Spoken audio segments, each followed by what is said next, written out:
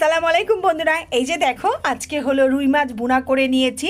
Tomato কাঁচামরিচ দুফালি করে দিয়ে ধনে পাতা দিয়ে আর হলো মাছগুলি অনেকগুলি মাছ একত্রে করে নিয়েছি, ছোট ছোট করে কেটে কেটে একদম পিস পিস করে। আর হলো পেটিটা খেলাম না, কারণ পেটিটা আমার মেয়ের খুব পছন্দ। ও পিঠের অংশ খেতে পারে না, ও পেটি খায়, তাই ওর জন্য পেটিটা রেখে দিলাম। তো এই যে দেখো সুন্দর এখন খাওয়া শুরু করে দিলাম। সব সময় তো তোমাদের সাথে বিভিন্ন ধরনের আমার ছবি পোস্ট করি, রান্নার ছবি পোস্ট করি, তো অনেক দিন যাবৎ হয়েছে তোমাদের সাথে খাওয়ার ভিডিও পোস্ট করা হচ্ছে না। তো ভাবলাম আজকে তোমাদের সাথে খাওয়ার ভিডিওটা পোস্ট করে নেই।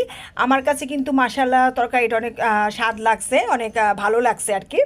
যেহেতু তোমার হলো একটা রান্নার কিন্তু একটা তরকারির গ্রানে কিন্তু মোটামুটি বোঝা যায়। আরেকটা জিনিসই ভুনার মধ্যে কিন্তু ধনে পাতাটা দিলে মাশাল্লাহ প্রচুর সুন্দর গ্রান চলে আসে খাবারের, ভালো লাগে। আর এই যে দেখো কাগজি লেবুটা এখন তোমার আমি লেবুর রসের চাইতে কিন্তু লেবুর ছোকলা খেতে খুব পছন্দ করি। তোমরা তো জানোই, যারা আমার ভিডিও দেখো তারা তো জানো আমি প্রচুর রস যে যতটুকু না খাই তার চাইতে বেশি কিন্তু আমি ছোকলাটা পছন্দ করি।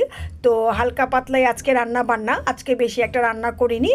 আর এই যে রুই মাছটা মাশাআল্লাহ অনেক স্বাদ ছিল, দেশি রুই মাছটা অনেক ভালো লেগেছে খেয়ে। অবশ্য তোমার মোটামুটি সব সময় তোমার আমার হাজব্যান্ড চেষ্টা করে দেশি জিনিসটা খাওয়ার জন্য, দেশি মাছটা। সে আবার চাষ করা মাছটা বেশি একটা খেতে পারে না, সেই জন্য অত একটা আনা হয় না বাসায়। আমরা সব সময় দেশি জিনিসটাই খাওয়ার চেষ্টা করি, যেহেতু আমরা গরিব প্রোম্যাক্স, অত পয়সা নাই আমাদের।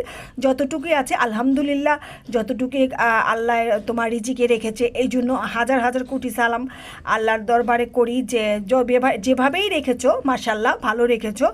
আর সবসময় আমার নিচের যে মানে আমার থেকে নিচে যারা আছে আমি সবসময় তাদেরকে দেখি তারা কিভাবে থাকে, কিভাবে খায়। কখনো আমার চাইতে উপরে যারা আছে তাদের সাথে কখনো নিজেকে তুলনা করি না, কারণ এটা ঠিকও না।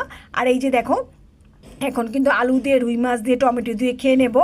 আর সবসময় নিজের চাইতে নিজে যেভাবে আছো তার চাইতে নিচের দিকে তাকিয়ে সবসময় দেখবা, তো এতে দেখবা মন তোমার খুশি থাকবে আর তুমিও জীবন কাটাতে স্বাচ্ছন্দ্য বোধ করবা।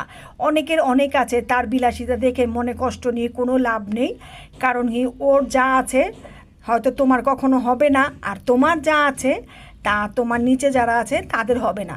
সেই জন্য অন্যেরটা কোনো কিছু দেখেই মনে কখনো লোভ লালসা আনি না, কখনো কষ্টও পাই না মনে, কারণ আল্লাহ আমাকে যতটুকু দিয়েছে আলহামদুলিল্লাহ, হয়তো আল্লাহ এভাবেই রাখতে চেয়েছে, তাই এভাবেই আমাকে রেখেছে।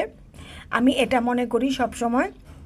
আল্লাহ সবার রিজিক কিন্তু নির্ধারণ করে দেয়, সবার তোমার জীবনযাপন সবার সব কিছু আল্লাহ নির্ধারণ করে, কে কিভাবে বাঁচবে, কে কতদিন বাঁচবে, কে কী খেয়ে বাঁচবে। যতদিন